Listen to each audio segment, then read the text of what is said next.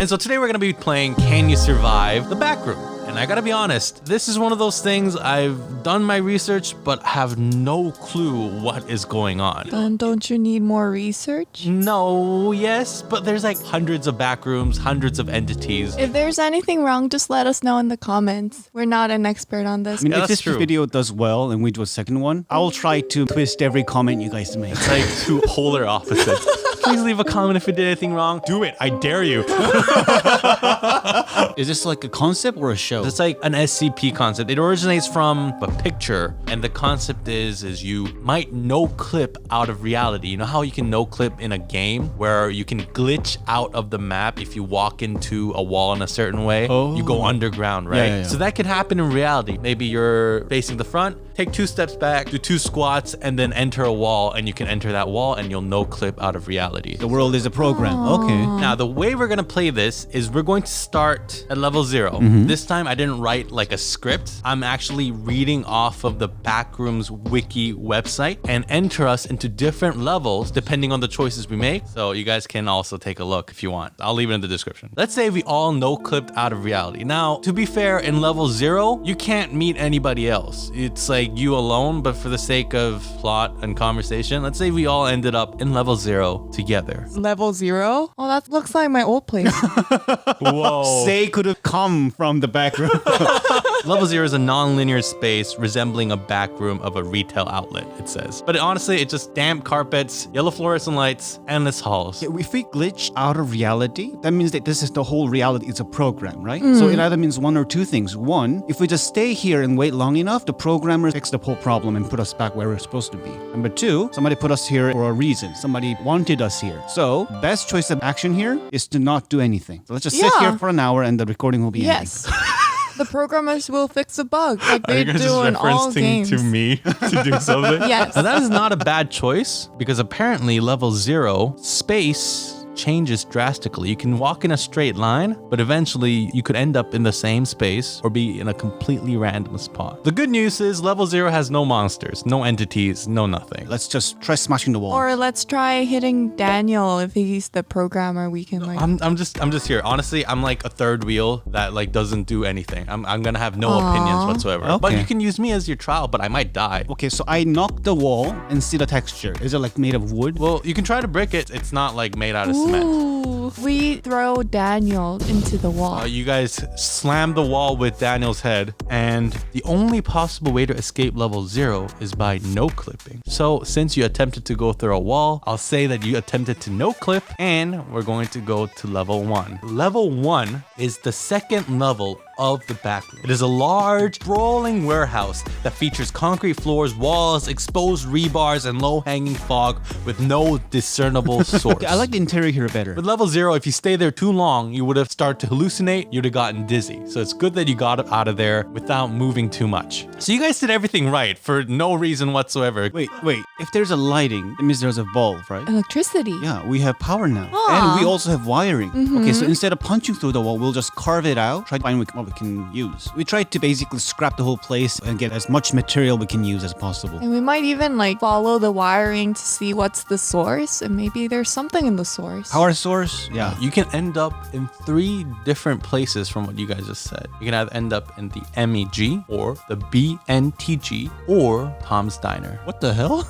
Do they stand for something? I'll tell you once you choose. I'll go to the diner. Diner means that there's going to be a lot more things, like there's going to be a stove, kitchenware maybe, so more materials to work You with. said MEG and what? BNTG. Diner. Let's go to diner. Okay, diner, let's go. I love how Say wanted to go to MEG. Then you can go to MEG. No, I want to stick together. I don't want to die alone. Tom's Diner is run by Tom. Tom is an optimistic person who is a former chef and who no-clipped into the backrooms. Now, this place has a plenty of food, which is resupplied by the BNTG every few months. And his diner serves small social hub. So you can meet some people here and you can get some food from Tom. He's a really nice guy. Can I just have my beer? Wait, did you say beer? I'm stressed right now.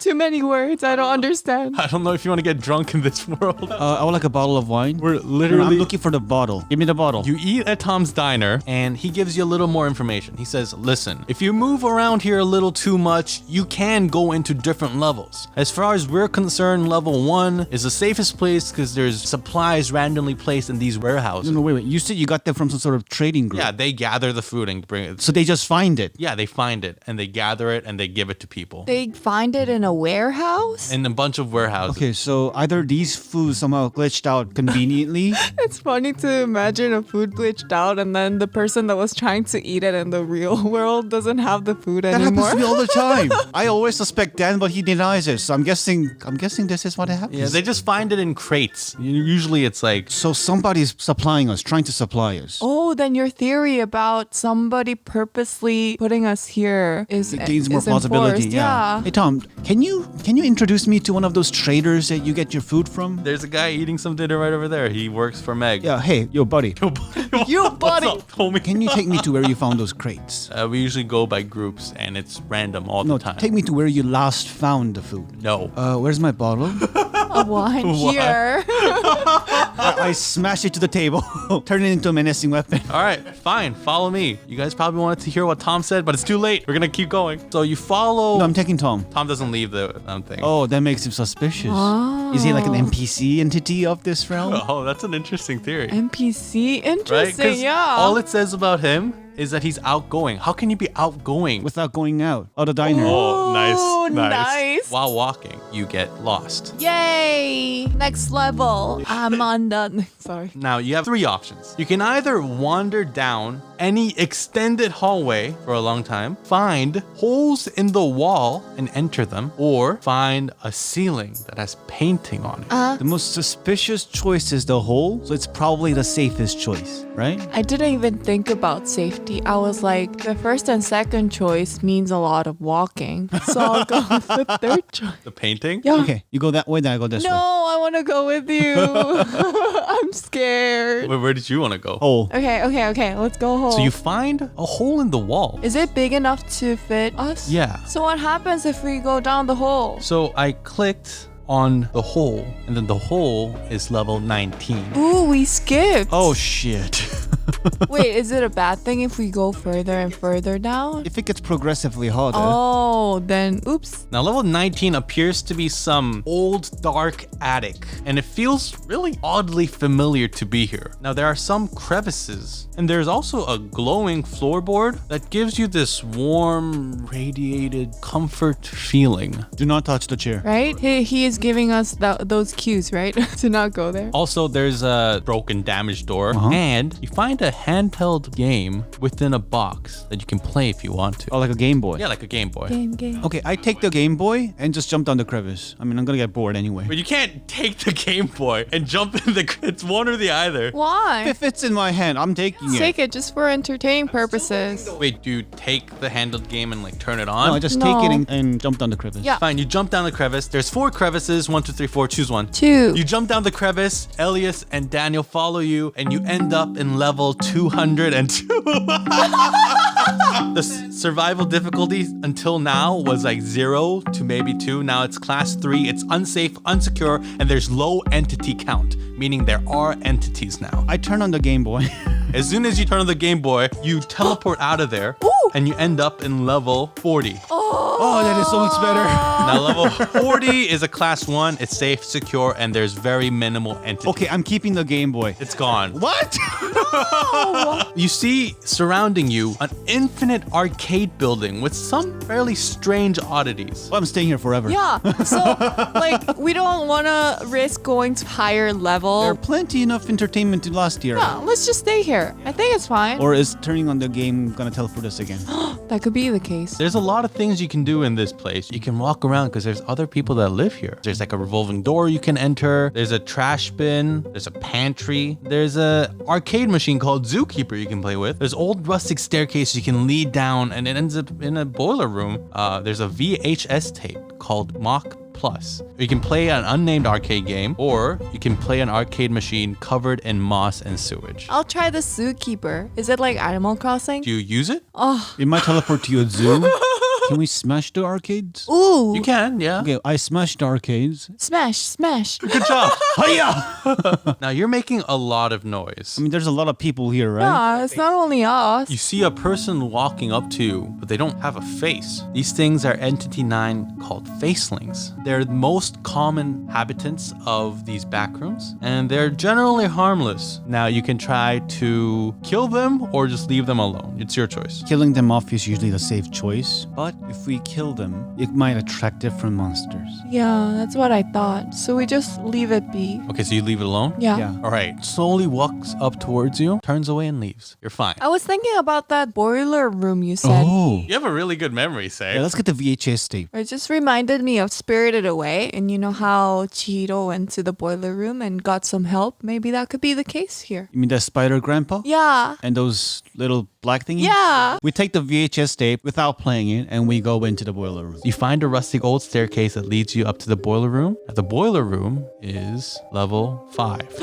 Okay, we're very close to the ground. Yes. So it means there's a way to go back to level 0 and maybe no clip into the reality. You leave the boiler room to find an infinite hotel complex. Ooh. Many rooms, many halls. The level itself has seemed to be made in 1930s. You end up in the main hall, which is the most commonly found area in level 5. Now, level 5 have some entities which might be hostile. Now, I don't know, but their names sound a little frightening. Some of these names are called Death Moths, Hounds, Woodlands, Skin Stealers, Watchers, Nigithakers, Brawlers, Death Rats, and Wranglers. Now you can choose to meet one of them. Nickettakers. I'll get the hound. I would like a dog. Yeah, you guys want to meet the hounds? Yeah, if it's a dog, we can tame it. Okay. Now you hear a growl I in know. a corner. Hey, here, puppy, puppy, puppy. When you approach it, you don't see something that looks like a dog. You see something that looks like a human on all fours. A Oh my humanoid God. with strange biology. It's highly aggressive. What do? Do you look it right in its eyes, or do you stay out of sight when you hear the growl? I also dash at it very aggressively. I get on my fours and like bark. Let's go. That's the right answer. You do not run away from the hound the second you see one. What you do is you keep direct eye contact with the hound if it starts to approach you. But the best thing to do is just stay out of its sight. You follow it, and you end up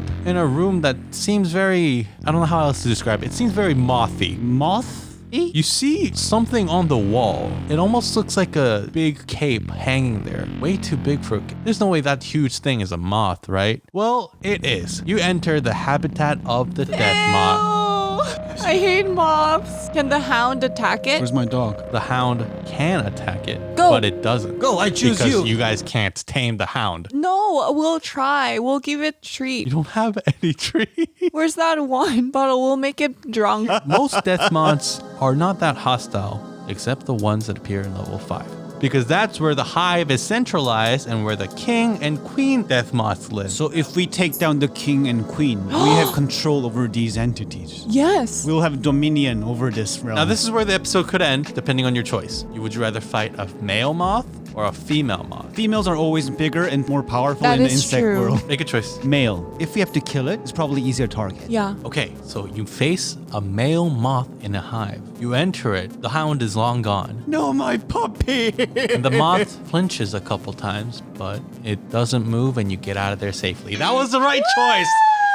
Bam! If you saw a female moth in the hive, it is very aggressive and it would have killed you by chasing you down and eventually just Eating us up. laying eggs in your bellies or something. I don't know. But it would have definitely killed you. You don't need to draw the animator. Please don't. Also, no gaming. We're not finishing this episode. No, we'll keep going. We'll see how far we can get. And that's where the video stops. I know, I'm sorry. Oh look, Daniel, your voice is off. Yes, I'm sick. Woohoo! There's 2 more hours of audio after this. 2 more hours of just Elias and Say refusing to frickin' die. And so, there's no way I could edit this all into one episode. If we do a second back room, it'll probably be a new recording. If not, we'll continue this somehow. I don't know. I'll keep editing and see how it goes. But anyway, that's why this is had an up ending. I should probably have just done a cooler outro. Okay, bye.